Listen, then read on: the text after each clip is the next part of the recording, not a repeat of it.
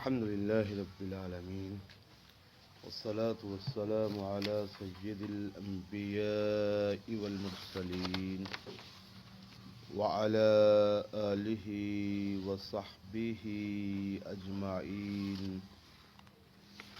أعوذ بالله السميع العليم من الشيطان الرجيم من حمزه ونفخه ونفسه. بسم الله الرحمن الرحيم. هل أتاك حديث الغاشية وجوه يومئذ خاشعة عاملة ناصبة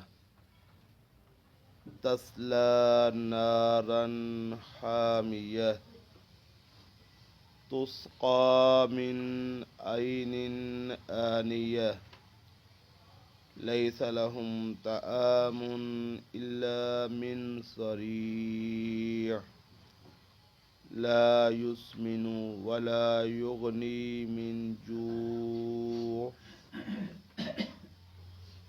یہ سورۃ الغاشیہ ہے. پچھلی سورۃ الاعلیٰ پڑھتے وقت یہ بات عرض کی تھی کہ نبی کریم علیہ الصلاۃ والسلام کا معمول مبارک تھا کہ آپ جمعے کی 2 رکعتوں میں سورۃ اعلیٰ اور غاشیہ کی تلاوت کیا کرتے تھے. عیدین کی نمازوں میں بھی رسول کریم صلی اللہ علیہ وآلہ وسلم انہی 2 سورتوں کی تلاوت کیا کرتے تھے.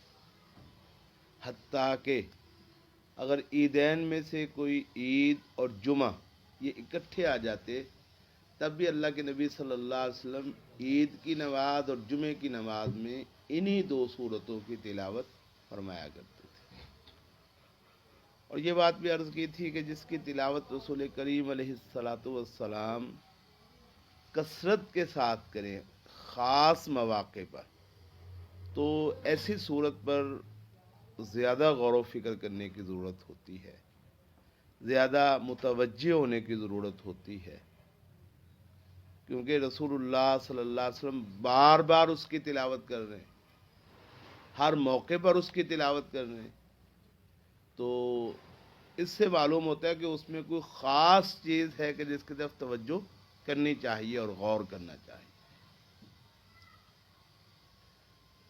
حل اتاک حدیث الغاشیہ، کیا آئی تیرے پاس ڈھانپ لینے والے کی خبر.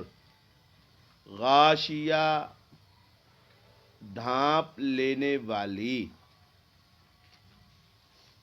پہلے سی بارے میں اللہ رب العزت نے قرآن مجید میں ارشاد فرمایا ختم اللہ علی قلوبہم وعلی سمعہم وعلی ابصارہم غشاوہ. غشاوہ کہتے پردے کو، بھاری پردے کو. تو وعلی ابصارہم غشاوہ، ان کی آنکھوں پر کیا ہے؟ پردہ ہے. تو جب بھاری پردہ کسی چیز پہ ڈال دیا جائے تو وہ کیا کرتا ہے؟ اس کو ڈھانپ لیتا ہے. تو غشاوہ اور غاشیہ ان کا مادہ ایک ہی ہے. نبی کریم صلی اللہ علیہ وآلہ وسلم ایک جگہ سے گزرے، آپ کو وحی آئی، اللہ رب العزت نے آپ کو پیغام بھیجا، جبریل امین آئے. منڈی سے آپ گزر رہے تھے تو ایک جگہ پہ ڈھیر پڑا ہوا تھا غلے کا. رسول کریم صلی اللہ علیہ وآلہ وسلم نے اس ڈھیر میں اپنا ہاتھ ڈال دیا. اس پہ اوپر بہت خوبصورت اور شاندار غلہ تھا، خشک اور بہترین. نبی کریم علیہ الصلاۃ والسلام نے ڈھیر کے اندر ہاتھ گھسا دیا اور ڈال دیا. نیچے سے وہ گیلا تھا، پانی تھا اس میں. نبی کریم علیہ الصلاۃ والسلام نے ارشاد فرمایا من غشنا فلیس منا، جس نے ہم کو دھوکہ دیا وہ ہم میں سے نہیں ہے. تو دھوکے کو بھی غش کہتے ہیں. کیوں کہ دھوکہ دینے والا آنکھوں پہ پردہ ڈال کے لوگوں سے اپنی اصل چیز کی حقیقت کو کیا کرتا ہے؟ چھپا لیتا ہے، ڈھانپ دیتا ہے. آج کل بھی ہوتا ہی نا، ایسے منڈی میں اگر چلے جائیں تو سیبوں کی کوئی پیٹی لینے چلا جائے، شوق آئے اس کو، جی پیٹی لے کے آتے ہیں سیبوں کی ہیں، تو منڈی میں جو اوپر والی لائن ہوتی پیٹی کی وہ بڑی شاندار سیب ہوتے ہیں, نیچے سے جو آگے نکلتا ہے وہ کہتے ہو اگو توبہ ان منڈی نہیں جانا سامان لینا, پکی توبہ کر لیتا ہے. تو یہ ہے. اور میں من غشنا فلیس منا, جس نے ہم کو دھوکہ دیا, مطلب کہ اس نے ہمیں ہماری آنکھوں پہ پردہ ڈال کے اپنا غلط مال جو ہے وہ دھوکے کے ساتھ ہمیں دے دیا. تو غشاوہ, غاشیہ اور غش جو ہے یہ ہے ڈھانپ لینا, اصل میں اس کا مفہوم ہوتا ہے. تو قیامت کو غاشیہ اس لیے کہتے ہیں کہ قیامت جو ہے یہ ساری چیزوں کو کیا کرے گی, ڈھانپ لے گی. جب قیامت آئے گی پھر کسی کو کوئی چیز کا پتہ نہیں چلے گا. سب سے جیسے طوفان نہیں ہوتا, طوفان اتنا تیزی کے ساتھ اٹھتا کہ سب کو کیا کرتا ہے, ڈھانپ لیتا ہے. تو قیامت کا طوفان اور زلزلہ, ان زلزلۃ الساعۃ لشیء عظیم, وہ تو بہت بڑی بات ہے نا, تو اس لیے اس کو غاشیہ ایک اس کا نام ہے. اور میں حل اتاک حدیث الغاشیہ, کیا آئی آپ کے پاس ڈھانپ لینے والی کی خبر, یعنی قیامت کی خبر آئی ہے؟ تو یہ سوالیہ انداز ہے, خبردار کرنے کا, متوجہ کرنے کا ایک انداز ہے. آپ کو پتہ چلا ہے؟ تو اس طرح پوچھا جاتا ہے, آپ کو پتہ چلا ہے؟ وہ کہتا ہے نہیں. تو پھر بتایا جاتا ہے یہ ہوا ہے. تو یہ انداز ہے. وجوہن, کچھ چہرے, کئی چہرے, یومئذن, اس دن, خاشعہ, ذلیل ہوں گے. خشوع میں دو چیزیں ہوتی ہے, ایک جھکنا اور دوسرا ڈرنا. ایسا چہرہ جو جھکا ہوا بھی ہو اور کیا ہو, ڈرا ہوا بھی ہو, تو وہ اپنے لیے کیا کرتا ہے, ذلت قبول کر رہا ہے نا. تو نماز خشوع والی ہونی چاہیے, مطلب اللہ کے سامنے اپنی ذلت, بندے کو اپنی ذلت کا کیا کرنا چاہیے, اظہار کرنا چاہیے. وہ جھکا ہوا بھی ہوتا ہے اور اللہ سے کیا کر رہا ہوتا ہے, بندہ ڈر رہا ہوتا ہے. تو قیامت والے دن فرمایا وجوہ, کئی چہرے, یومئذن, اس دن, خاشعۃن, وہ ذلیل ہوں گے, جھکے ہوئے, ڈرے ہوئے, ذلت کو قبول کیے ہوئے کئی چہرے ہوں گے. عاملۃن, عامل تو آپ کو پتا نا عمل کرنے والوں کہتے ہیں, عمل سے نکلا اسم فاعل ہے. عاملۃن, عمل کرنے والے, محنت کرنے والے, مشقت کرنے والے. ناصبۃن, تھک جانے والے. نصب کہتے ہیں تھک جانا, تو ناصبۃن, تھکنے والے. عاملۃن, محنت کرنے والے. ناصبۃن, محنت کر کر کے اپنے آپ کو تھکا لینے والے, اپنے آپ کو اتنی مشقت کرنے والے, اتنی محنت کرنے والے کہ انسان کیا محسوس کرنا شروع کر دے, تھکاوٹ. لیکن ہوگا کیا, تسلا, داخل ہوں گے, نارن, ایسی آگ میں, حامیہ, جو بہت زیادہ گرم ہوگی. آگ تو قدرتی طور پہ ہر آگ ہی گرم ہوتی ہے, لیکن جو ظاہر زیادہ تیز ہوتی ہے اس کی وہ جو درجہ حرارت ہے وہ دوسری آگ سے کیا ہوتا ہے, زیادہ ہوتا ہے. تو حامیہ, بھڑکنے والی, بہت زیادہ گرم, بہت زیادہ آگ میں وہ داخل ہوں گے. تو عمل بھی ایک ہے کہ انسان عمل ہی نہ کرے, نیکی نہ کرے, وہ بھی آگ میں جائے گا. لیکن جس انسان کو پتا ہے کہ میں نے کبھی زندگی میں کوئی نیکی نہیں کی, جہنم میں جانے کا افسوس, تکلیف, پریشانی تو ہوگی نا, لیکن میرا خیال ہے اس کی حسرت اتنی زیادہ نہیں ہوگی جتنی زیادہ وہ بندہ حسرت محسوس کرے گا کہ جو ساری زندگی کیا کرتا رہا ہے, نیکیاں کرتا رہا. عاملۃن, عمل کرنے والے. ناصبۃن, اتنا زیادہ عمل کرنے والے کہ اس عمل کی شدت اور کثرت کی وجہ سے تھک جانے والے. تو جتنی اس کو حسرت ہے اتنی تو حسرت نہیں ہوگی نا. ایک آدمی اس کے پاس کچھ ہے ہی نہیں, تو کچھ نہ ہونے کا افسوس تو ہوتا ہے نا. لیکن ایک آدمی جس کے پاس سارا کچھ اور کچھ بھی نہ بچے, جتنا افسوس اس کو ہوتا ہے. جس کے پاس کچھ بھی نہیں ہے اتنا افسوس اس کو تو نہیں ہوتا. کیا خیال ہے, اتنی حسرت تو نہیں ہوتی نا. تو یہ کون لوگ ہوں گے کہ جو عمل کر کر کے تھک جانے والے ہیں, لیکن ہمیں تسلا نارن حامیہ، بھڑکتے ہوئے شعلوں والی آگ میں، بہت زیادہ گرم آگ میں داخل ہوں گے۔ اللہ تبارک و تعالیٰ نے کافروں کے بارے میں قرآن مجید میں تذکرہ فرمایا سورۃ فرقان میں، وَقَدِمْنَا إِلَىٰ مَا عَمِلُوا مِنْ عَمَلٍ فَجَعَلْنَاهُ هَبَاءً مَنْصُورًا۔ قدمنا الی ما عملوا من عمل، جو بھی عمل انہوں نے کیا ہوگا ہمارے سامنے آئیں گے، وہ لے کے آئیں گے۔ وجعلناہ ہباء منصورا، تو ہم اس کو گرد و غبار کی طرح اڑا دیں گے۔ گرد و غبار پڑ جاتا ہے نا، پھونک مار کے بندہ کیا کرتا ہے، اس کو اڑا دیتا ہے، تو اس کی کوئی حیثیت ہوتی ہے؟ اور میں یہ ان کی کافروں کے اعمال کی، ان کی نیکیوں کی، ان کی حسنات کی یہ حیثیت ہوگی، وجعلناہ ہباء منصورا، کہ ہم ان کو گرد و غبار کی طرح، تنکوں کی طرح اڑا دیں گے۔ سورہ کہف جو ہے، اس کا جو آخری رکوع ہے، اس میں اللہ رب العزت نے ارشاد فرمایا، نبی صلی اللہ علیہ وسلم آپ ان سے پوچھیے، هل ننبئکم بالاخسرین اعمالا الذین ضل سعیہم فی الحیاۃ الدنیا وهم یحسبون انہم یحسنون صنعا۔ اے نبی صلی اللہ علیہ وسلم ان سے پوچھو، هل ننبئکم بالاخسرین اعمالا، کیا ہم تم کو ایسے لوگوں کے بارے میں خبر دیں جو سب سے زیادہ خسارے میں پڑنے والے ہیں اعمال کے اعتبار سے۔ اچھا، جس نے عمل نہیں کیا وہ خسارہ تو ہے، اس کا بھی نقصان تو ہے، لیکن یہ زیادہ نقصان ہے، اس کو پتہ ہے میں نے کہ یہ کچھ نہیں ہے، وہ توقع رکھتا ہے میرے ساتھ جو ہوگا، لیکن سب سے زیادہ نقصان میں کون ہوگا؟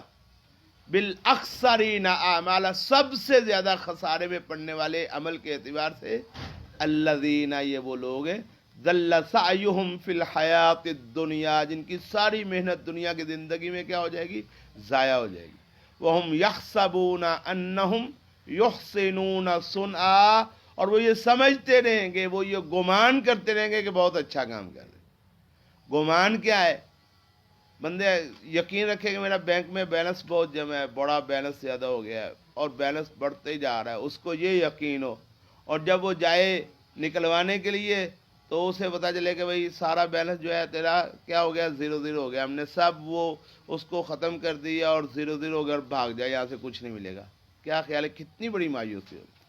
میں الذین ضل سعیہم فی الحیاۃ الدنیا، یہ وہ لوگ ہیں جن کی دنیا کی زندگی میں کی ہوئی ساری محنت اور سعی ضائع ہو جائے گی، وہم یحسبون، اور یہ تصور کریں گے، انہم یحسنون صنعا، کہ انہوں نے بہت اچھا عمل کیا ہے۔ تو یہ کون ہوں گے؟ اولئک الذین کفروا بآیات ربہم ولقائہ فحبطت اعمالہم فلا نقیم لہم یوم القیامۃ وزنا۔ میں یہ وہ لوگ ہیں، حبطت اعمالہم فی الحیاۃ، جن کی سارے کے سارے عمل دنیا کی زندگی میں ضائع ہو جائیں گے، اور جب قیامت کا دن آئے گا ہمارے سامنے پیش کیے جائیں گے، فلا نقیم لہم یوم القیامۃ وزنا، تو قیامت کے دن ہم ان کے لیے ترازو نہیں رکھیں گے۔ ترازو کیوں رکھا جاتا ہے؟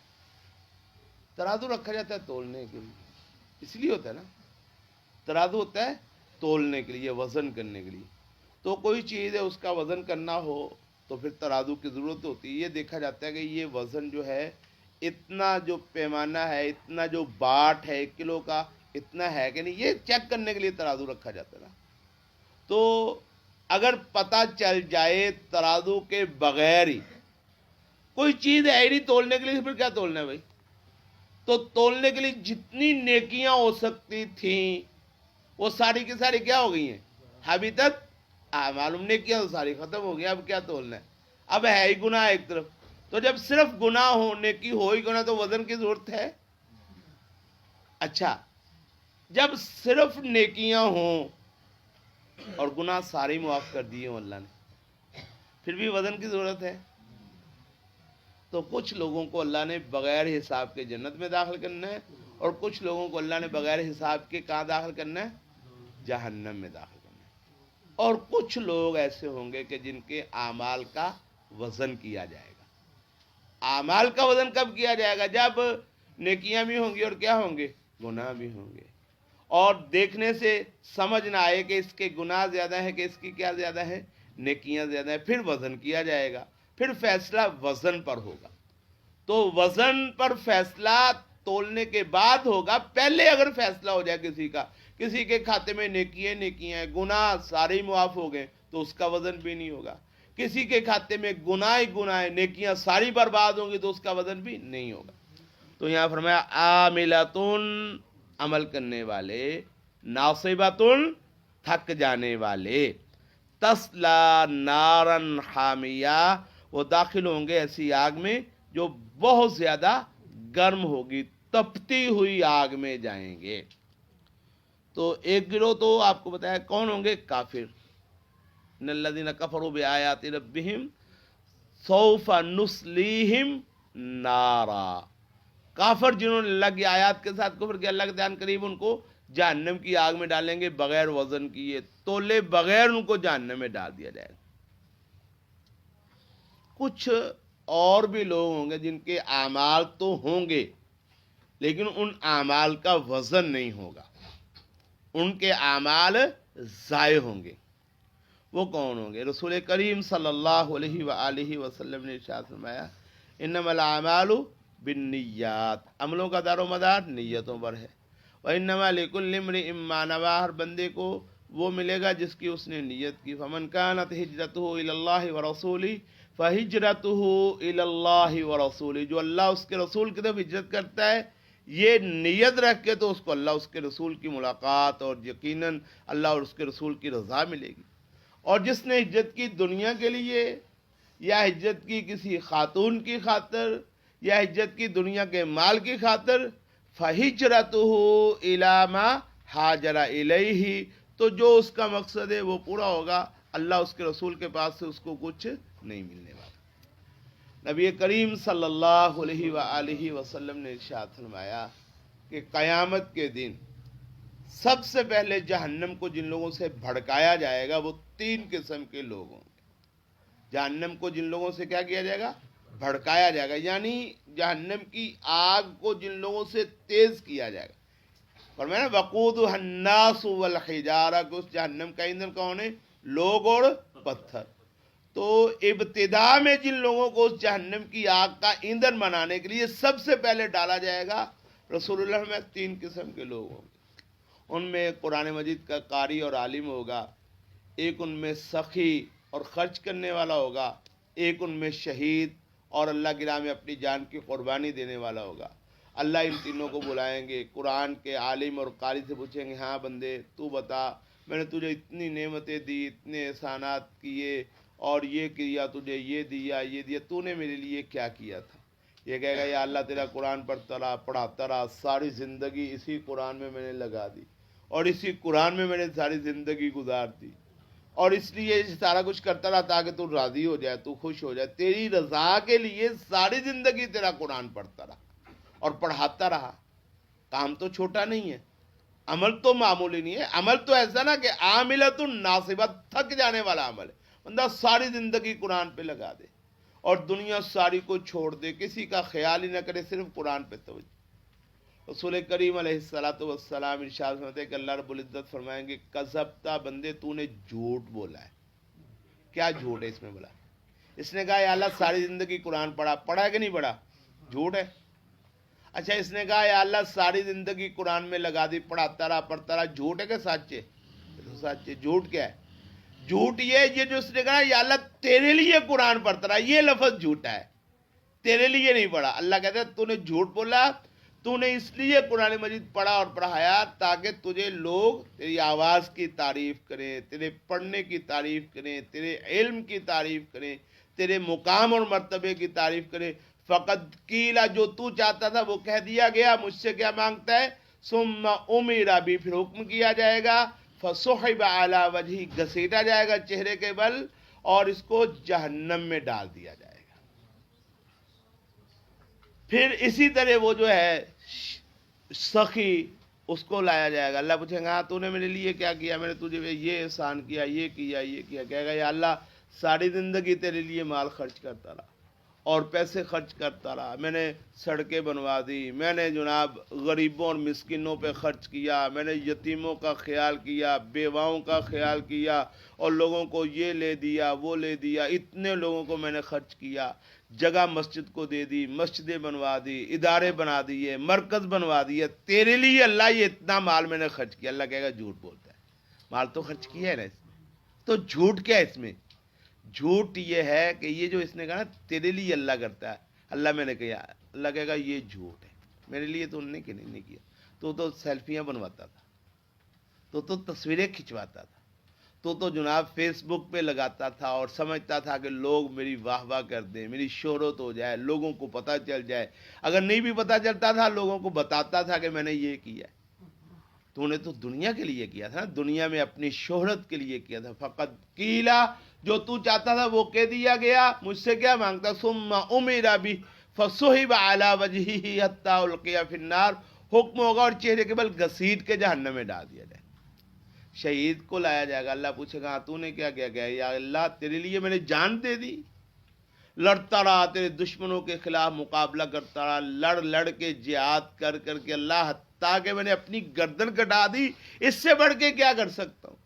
اللہ کہے گا تو جھوٹ بولتا ہے. جہاد تو اس نے کیا ہے, قتل بھی ہوا ہے, لوگوں نے شہید بھی اس کو کہہ دیا ہے, تو اب جھوٹ کیا ہے؟ جھوٹ یہ ہے کہ اس نے کہا یا اللہ تیرے لیے قتل ہوا. اللہ کہے گا تو نے یہ جھوٹ بولا, تو میرے لیے نہیں, تو قتل ہوا کس لیے کہ لوگ کہیں گے واہ بھائی واہ, کتنا بہادر آدمی تھا, کتنا شجاعت والا بندہ تھا. جو تو چاہتا تھا وہ تو کہہ دیا گیا, مجھ سے کیا مانگتا؟ ثم امر بھی, پھر حکم دیا جائے گا, فصحب علی وجہہ حتی القی فی النار, چہرے کے بل گھسیٹ کے جہنم میں ڈال دیا جائے. تو عمل کی قبولیت کے لیے سب سے پہلی شرط وہ ہے عقیدہ, ایمان. دوسری شرط وہ یہ ہے کہ وہ عمل خالص اللہ کے لیے کیا جائے. کس کے لیے کیا جائے؟ اللہ کی رضا کے لیے کیا جائے. اس میں کسی کا کوئی دکھاوا نہ ہو, کسی کو سنانا مقصود نہ ہو, کسی کی رضامندی مقصود نہ ہو. بس یہ ہو کہ یا اللہ میں تیرے لیے کر رہا ہوں اور تو میرا یہ عمل کیا کر لے, قبول کر لے. نبی کریم علیہ الصلوۃ والسلام دعا فرمایا کرتے تھے, اللہم اجعل عملی کلہ صالحا واجعلہ لوجہک خالصا, یا اللہ میرے سارے عمل کو نیک کر لے اور اس کو خالص اپنی ذات کے لیے کر لے, اور اس میرے عمل میں کسی اپنے سوا کسی غیر کے لیے کوئی چیز نہ رکھنا, خالص اپنی رضا کے لیے کر لے. تو اس کو قبول کر لے اور تیری رضا کے لیے کرنے کی یا اللہ مجھے توفیق مل جائے. یہ ہے عمل کی قبولیت کے لیے بہت لازمی بات. ہمارے ہاں یہ بڑی مصیبت ہے, ہم عمل بھی کرتے ہیں اور عمل کرتے ہوئے بس ذہن میں بات آ جاتی ہے, اور پھر بعض اوقات آج کل میڈیا کا دور ہے نا, خاص طور پہ سوشل میڈیا کا دور ہے, یہ مصیبت کھڑی ہو جاتی ہے. ہم پھر بتانا بھی ضروری سمجھتے ہیں. گھر سے نکلتے ہی بندہ عمرے کے لیے نکلے نا, تو پھر وہ کیا ہوتا ہے, گھر سے نکلتے ہی تصویریں شیئر کرنا شروع کر دیتا ہے, بیت اللہ میں جا کے, ایئرپورٹ پہ جا کے, فلانی جگہ پہ. تو بھائی اللہ رب العزت کو کیا خیال ہے, فیس بک پہ شیئر کریں گے تب اطلاع ملتی ہے کہ اس نے عمرہ کیا ہے؟ کیا خیال ہے؟ اللہ کو کوئی فیس بک کا اکاؤنٹ ہے؟ نہیں ہے. تو یہ تو آپ کے پاس ہے نا, اللہ کے پاس تو کوئی اکاؤنٹ نہیں ہے نا. نہ ہی اللہ رب العزت کو فیس بک کے ذریعے پتا چلتا ہے کہ اس بندے نے عمرہ کیا ہے کہ نہیں کیا. تو اگر اللہ کو بتانا چاہتا ہے, اللہ کو تو پتا چل گیا کہ تو نے کر لیا ہے. اب یہ لوگوں کو سمجھانے اور بتانے کا کیا مقصد ہے؟ ہمیں اس پہ بہت زیادہ احتیاط کرنی چاہیے. عمل سارے ضائع ہو جاتے ہیں, ملتا ہی کچھ نہیں. حبطت اعمالہم, بالکل زیرو. بندہ سمجھتا ہے مجھے 100 نمبر ملیں گے, 100 نہیں تو 90 تو بس کتے نہیں گئے. ایسا ہی ہوتا ہے نا بعض اوقات. بڑی محنت میں نے کی ہے, بڑا محنت زور لگایا, پورے 3 گھنٹے بیٹھ کے میں نے پیپر حل کیا ہے, مجھے لازماً 90% نمبر ملے گے, اس سے زیادہ کوئی مائی کا لال میرے نمبر نہیں کاٹ سکتا. رزلٹ آئے تو زیرو آئے. کتنی بڑی حسرت اور بد نصیبی کی بات. عمل میں خرابی آ جائے عقیدے کی صورت میں پھر بھی 0 نمبر آئیں گے. اچھا, نیت میں خرابی آ جائے اخلاص نہ ہونے کی صورت میں پھر بھی نمبر کتنے آئیں گے؟ 0. پھر بھی سارے عمل ضائع ہو جائیں. تیسری بات کہ عمل جو ہے رسول کریم صلی اللہ علیہ وآلہ وسلم کے طریقے کے مطابق ہونا چاہیے. اگر انسان چاہتا ہے کہ اس کا عمل قبول ہو جائے، نیک عمل، تو اس کے لیے لازمی شرط ہے کہ وہ کس کے طریقے کے مطابق ہو، کیونکہ اللہ رب العزت نے آپ کو ماڈل بنایا، نمونہ تو آپ ہے نا، اسوہ آپ ہے، تو آپ کے مطابق عمل ہوگا تو قابل قبول ہوگا، وگرنہ نہیں ہوگا۔ صحیح بخاری میں حدیث ہے حضرت عبداللہ ابن عباس رضی اللہ تعالیٰ عنہ اس آیت کی تفسیر، یہ جو ہے عاملۃ ناصبہ تسلا نارن حامیہ، اس آیت کی تفسیر کرتے ہوئے فرماتے ہیں کہ یہ آیت جو ہے نصرانیوں کے بارے میں ہوتی، نصرانیوں میں معروف ہے رہبانیت جو تھی نا، یہ نصرانیوں کا بڑا خاص شیوہ تھا۔ عیسائیوں کے بڑے بڑے راہب ہوتے تھے، صوفی ہوتے تھے، جو جا کے پھر جناب جنگلوں میں بیٹھ جاتے، ساری زندگی قربان کرنے کا عزم کرتے اور بڑی بڑی محنتیں کرتے، بڑی بڑی محنتیں۔ بھائی محنت ہے نا، کہ ایک بندہ کہ میں ساری زندگی شادی نہیں کرتا، ہے محنت کے نہیں ہے؟ گھر بیوی بچوں کو سے بالکل وہ کہے کہ اس کے بغیر گزارا میں کرتا ہوں، تو محنت ہے۔ تو عیسائیوں میں یہ کیفیت تھی کہ ان کے صوفی اور راہب جو تھے وہ بڑی محنت کرتے تھے، تو اللہ نے عاملۃ ناصبہ تسلا نارن حامی، عمل کرنے والے تھک جانے والے بھڑکتے ہوئے شعلوں والی آگ میں جائیں گے۔ کیوں؟ یہ محنت ان کے نبی نے کی ہے، تو جو کہ ان کے نبی نے نہیں کی ہوگی محنت، اس لیے ان کے عمل وہ قابل قبول نہیں ہوگا۔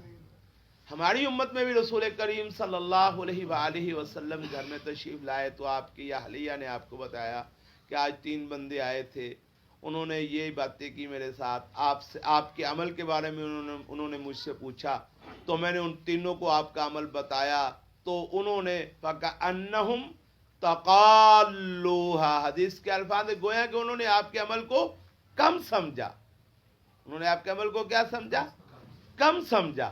تو ان میں سے ایک کہنے لگا کہ آج کے بعد میں ساری زندگی روزہ رکھوں گا، کبھی افطار نہیں کروں گا۔ دوسرا کہنے لگا آج کے بعد ساری زندگی کی ہر رات میں کبھی آرام نہیں کروں گا، جاگ کے عبادت کروں گا، اللہ کی قیام کرتا رہوں گا۔ تیسرا کہنے لگا آج کے بعد ساری زندگی بیوی بچوں کے چکروں میں نہیں پڑوں گا، شادی نہیں کروں گا، عبادت میں لگا رہوں گا۔ تو یہ دعویٰ کیا اور چلے گئے۔ نبی کریم علیہ الصلوۃ والسلام نے کہا ان کو بلوایا جائے، بلوایا گیا، بلا کے رسول اللہ نے پوچھا بھائی تم نے یہ باتیں کی ہیں؟ کہا جی ہاں یا رسول اللہ ہم نے کی ہے، ہم نے سمجھا آپ کو تو عمل کی ضرورت تھوڑی ہے، ہمیں تو زیادہ، اس لیے ہمیں زیادہ عمل کرنا چاہیے۔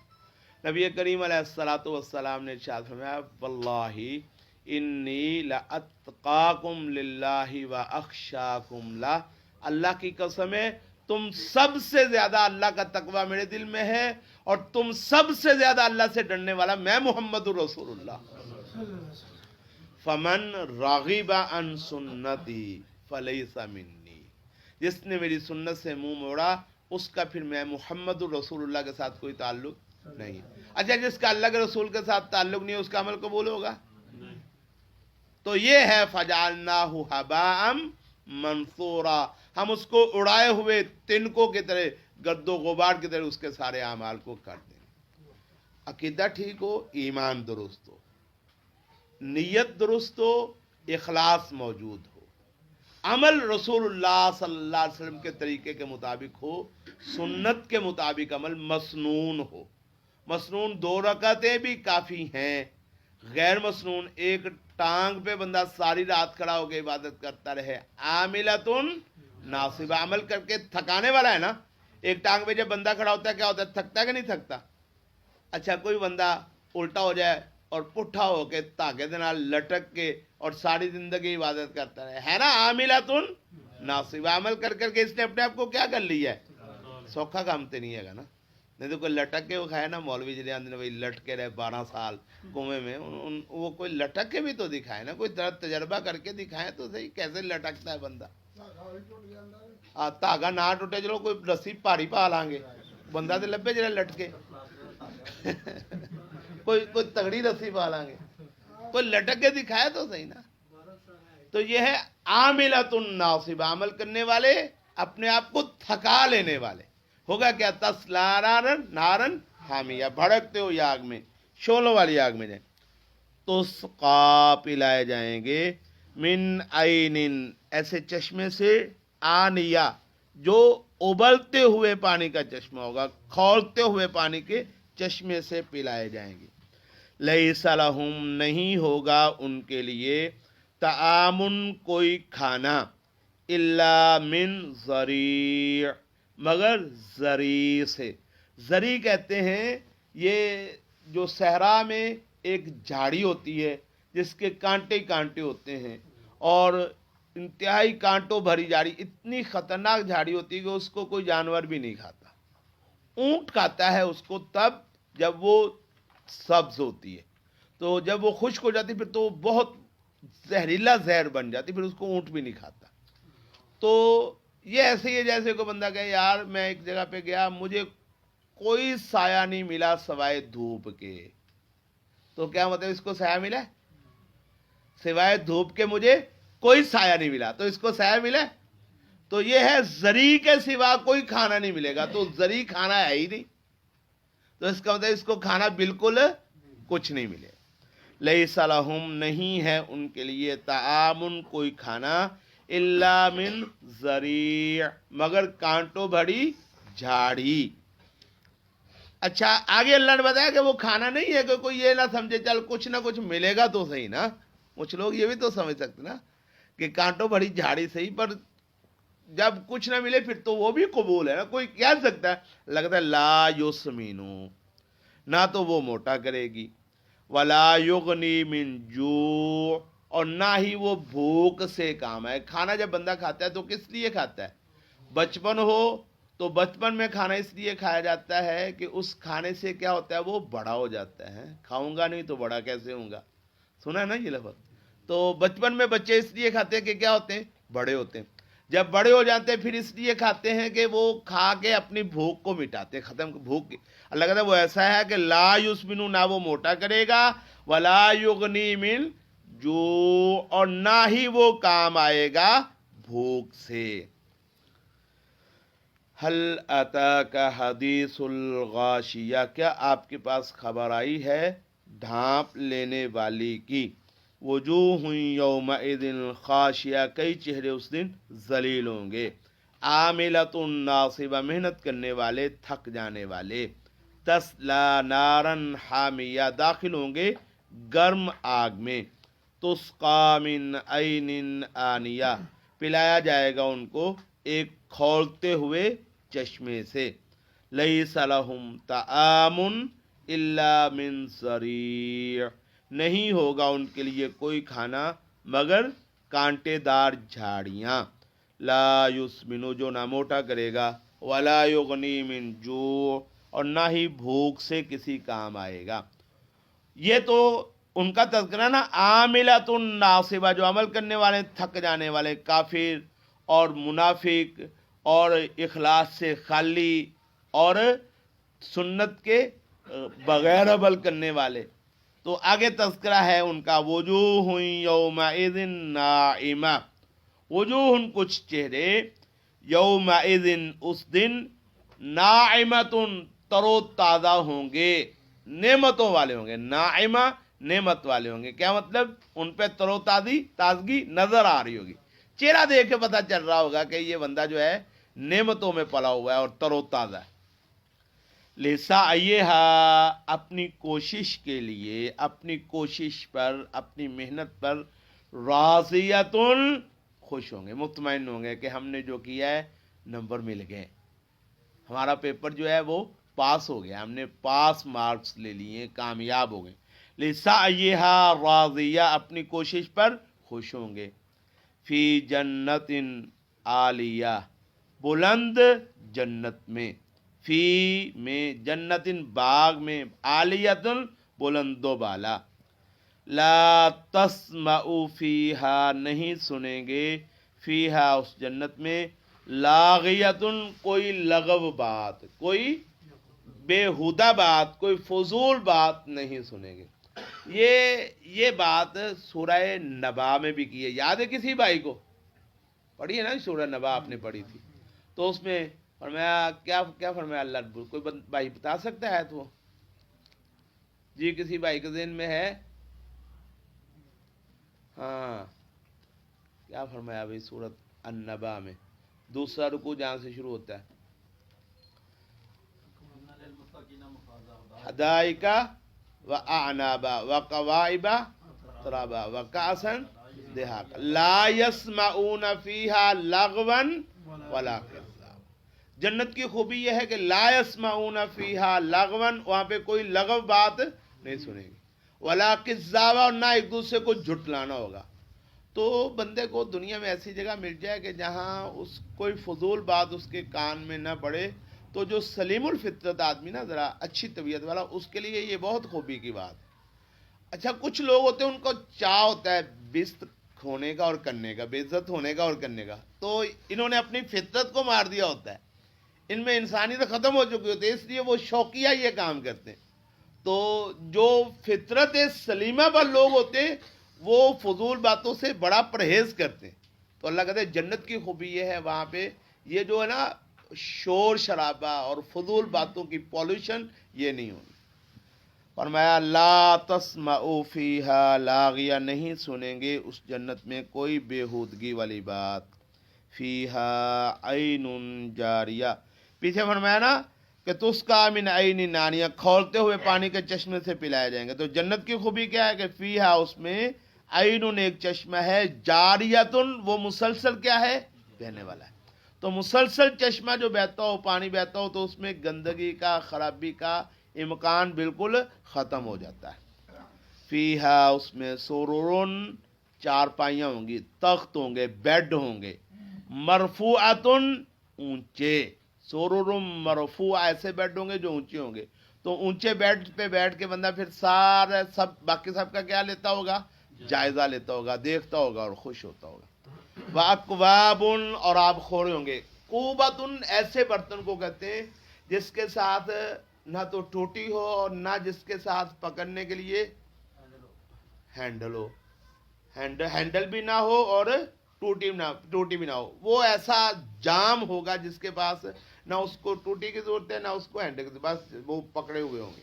وَأَكْوَابٌ موضوع، آب خورے ہوں گے، موضوعاتن جو رکھے ہوئے ہوں گے. وَنَمَارِقُ، اور تکیے ہوں گے، مصفوفتن کے تاروں میں لگے ہوئے، صفوں میں لگے ہوئے تکیے ہوں گے، لائنیں ہوں گی، اور جناب نشستیں ہوں گی، فرشی اور تکیے لگے ہوئے ہوں گے.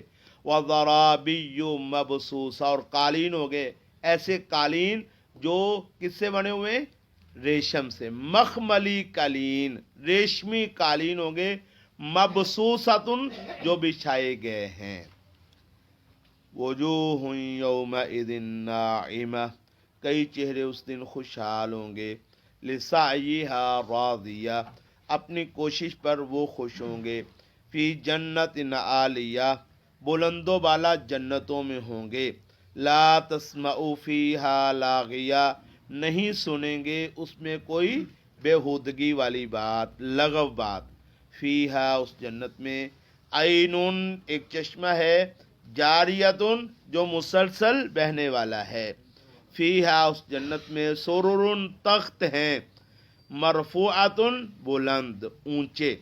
واکوابن، اور آب خورے ہیں، برتن ہے، جام ہے، موضوعاتن رکھے ہوئے. ونمارق، اور گاؤ تکیے ہیں، مصفوفتن کے تاروں میں لگائے گئے. وضرابی، اور قالین ہے ریشمی، مخملی قالین ہے، مبثوثۃ بچھائے ہوئے. تو آگے پھر ٹائم تھوڑا رہ گیا، بس کرتے ہیں انشاءاللہ، اتنا ہی کافی ہے. اللہ تبارک و تعالیٰ سمجھنے کی توفیق عطا فرمائے. آگے پھر آگے بڑھیں گے اگلے ہفتے انشاءاللہ.